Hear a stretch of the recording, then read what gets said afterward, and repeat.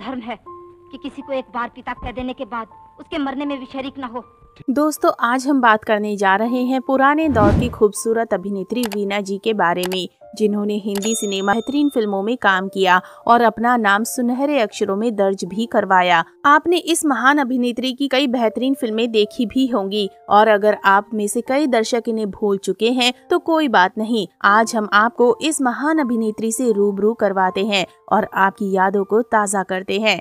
लेकिन उससे पहले आपको याद दिला दें कि अगर आप हमारे चैनल पर नए हैं तो चैनल को सब्सक्राइब करना ना भूलें, ताकि हम आपके लिए पुराने दौर के ऐसे ही तमाम भूले बिसरे कलाकारों के बारे में जानकारी लाते रहें। अभिनेत्री वीना, जिन्हें वीना कुमारी के नाम से भी जाना जाता है, असली नाम ताजौर सुल्ताना, एक अभिनेत्री थी। वीना का जन्म ताजौर सुल्ताना के रूप में 4 जुलाई 1926 को कोटा, बलूचिस्तान एजेंसी अविभाजित भारत में हुआ था। किसी समय उनका परिवार लाहौर चला गया था और वो लाहौर के चूना मंडी की रहने वाली थी। उन्होंने 1947 में जूनागढ़ में एक अभिनेता नायक अल नासिर से शादी की और उनके 2 बच्चे थे। अल नासिर भोपाल के एक शाही परिवार से थे और उनकी पहले ही शादी हो चुकी थी, पहले अभिनेत्री मीना शोरी से और फिर मनोरमा से। उन दोनों ने कुछ फिल्मों में साथ काम किया, लेकिन उनकी फिल्में बॉक्स ऑफिस पर फ्लॉप रहीं। अल नासिर की 1957 में टिटनेस के कारण मृत्यु हो गई। वीना ने विभाजन से पहले की फिल्मों में नायिका की भूमिकाएं निभाना शुरू किया। उन्होंने लगभग 16 साल की उम्र में गरीबी और गावंधी से अपनी शुरुआत की। गरीब में उन्होंने लता की भूमिका निभाई और गावंधी में उन्होंने श्याम के साथ नायिका की भूमिका निभाई।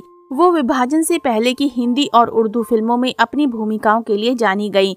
फिल्मों में उनके शुरुआती साल नज़्मा, फूल और हुमायूं जैसी फिल्मों से आए। भारत के विभाजन से पहले उनकी आखिरी फिल्म राजपूतानी थी, जिसमें उन्होंने सहायक भूमिका निभाई थी। उन्होंने विभाजन के बाद भारत में रहने का फैसला किया और उन्होंने पूरे भारत में अभिनय किया।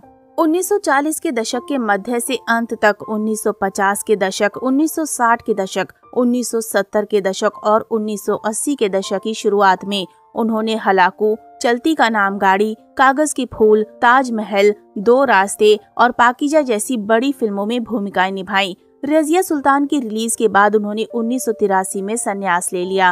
विभाजन से पहले वीना की आखिरी फिल्म 1946 में आई राजपूतानी थी, जिसके बाद उन्होंने भारत में ही रहने का फैसला किया। बाद में उन्होंने चलती का नाम गाड़ी, कागज के फूल, पाकीजा जैसी मशहूर फिल्मों में अहम भूमिकाएं निभाई। वीना ने वर्ष 1963 में फिल्म ताजमहल में अपनी भूमिका के लिए सर्वश्रेष्ठ सहायक अभिनेत्री का फिल्म फेयर पुरस्कार जीता। नवंबर 1945 में जब ये आसिफ की फिल्म मुगले आजम पहली बार रिलीज हुई थी, तब वीना को महारानी जोधाबाई की दरबारी बहार का किरदार निभाना था।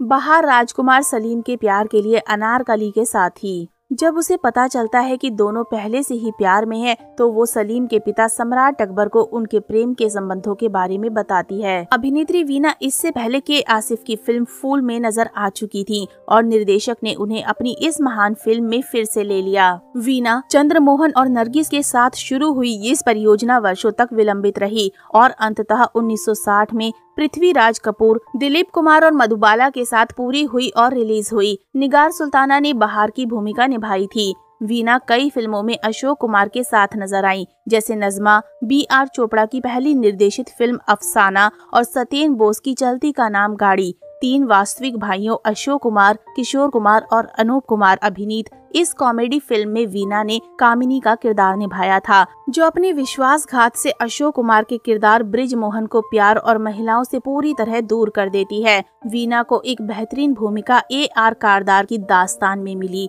जो सैमुअल गोल्डविन की एन्चेंटमेंट की रीमेक थी, जिसमें उनके साथ राज कपूर, अल नासिर और सुरैया भी थे। उन्होंने राज कपूर और अल नासिर के किरदारों की बड़ी बहन रानी का किरदार निभाया था।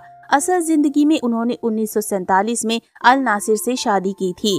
अमर सिंह राठौर जैसी कई फिल्मों में साथ काम करने वाले इन दोनों कलाकारों के 2 बच्चे हुए और वीना ने शादी के बाद भी अभिनय जारी रखा। अन्य उल्लेखनीय भूमिकाएं कागज के फूल में थी, जिसमें उन्होंने गुरुदत्त के साथ भूमिका निभाई थी। ये किरदार सुरेश सिन्हा की पत्नी बीना का था, जो अपने फिल्म निर्माता पति से तब अलग हो जाती है जब वो फिल्म के सेट पर अपनी नई खोज के साथ नजदीकियां बढ़ा लेता है। 21 साल की सेवानिवृत्ति के बाद 14 नवंबर 2004 को बॉम्बे में उनकी मृत्यु हो गई, जब वो 78 वर्ष की थी और लंबी बीमारी से पीड़ित थीं। उन्होंने 41 साल के करियर में 70 से अधिक फीचर फिल्मों में काम किया था। तो दोस्तों, अभी के लिए बस इतना ही। मिलते हैं अगली वीडियो में, तब तक आप सब अपना ध्यान रखिए। Bye bye.